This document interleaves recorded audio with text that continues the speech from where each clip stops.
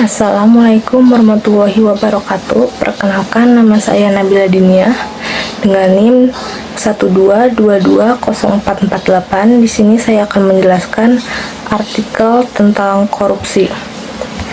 Korupsi merupakan suatu bentuk ketidakjujuran atau kejahatan yang dilakukan oleh seseorang atau pihak suatu organisasi yang diberikan kepercayaan peroleh penghasilan secara tidak sah atau penyalahgunaan kekuasaan untuk kepentingan pribadi. Korupsi dapat melibatkan banyak aktivitas termasuk penyuapan, penjualan, pengaruh, dan penggelapan. Ancaman korupsi terhadap kehidupan manusia sangat besar. Bahkan korupsi diibaratkan sebagai penyakit kanker darah, yang berarti pemilik tubuh harus melakukan pengobatan agar tetap hidup. Penyebab korupsi ini bisa disebabkan ada dua. Yang pertama bisa disebabkan oleh faktor internal dan faktor eksternal.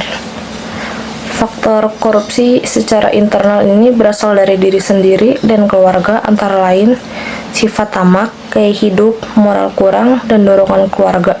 Sedangkan penyebab faktor eksternal berasal dari diri sendiri, antara lain aspek politik, aspek hukum, aspek ekonomi, aspek organisasi, dan aspek masyarakat.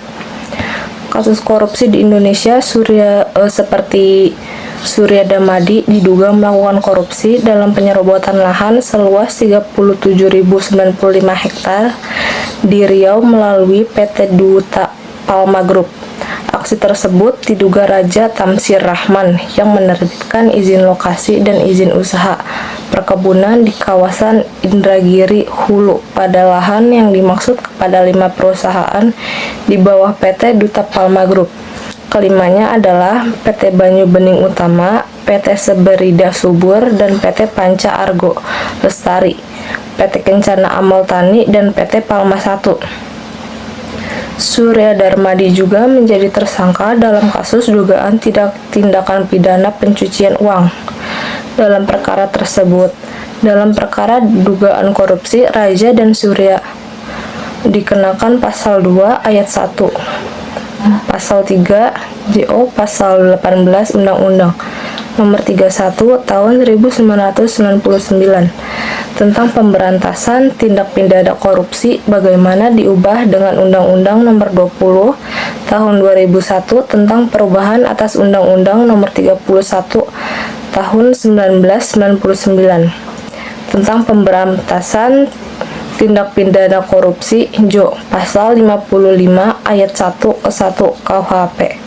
Surya juga disangkakan melanggar pasal 4 Undang-Undang Nomor 8 Tahun 2010 tentang pemberantasan TPPU.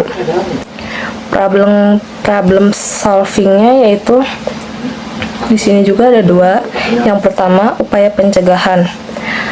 Salah satu upaya yang dilakukan oleh pemerintah dalam melakukan pemberantasan korupsi adalah melalui tindakan pencegahan. Tindakan pencegahan ini dimaksud agar masyarakat memiliki benteng diri yang kuat guna terhindar dari perbuatan yang mencerminkan tindakan korupsi di dalam kehidupan sehari-hari mereka. Lalu yang kedua, upaya penindakan. Upaya penindakan dilakukan oleh pemerintah Indonesia terhadap pelaku tindak pidana korupsi.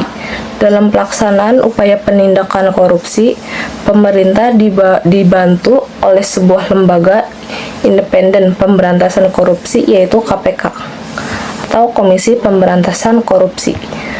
Penindakan yang dilakukan oleh KPK semenjak KPK berdiri pada tahun 2002 telah membuahkan hasil yang dapat disebut sebagai hasil yang memaksimalkan. Upaya penindakan yang dilakukan oleh KPK terhadap tindak pidana korupsi merupakan upaya yang tidak main-main dan tidak pandang bulu. Sekian artikel yang saya bacakan. Assalamualaikum warahmatullahi wabarakatuh.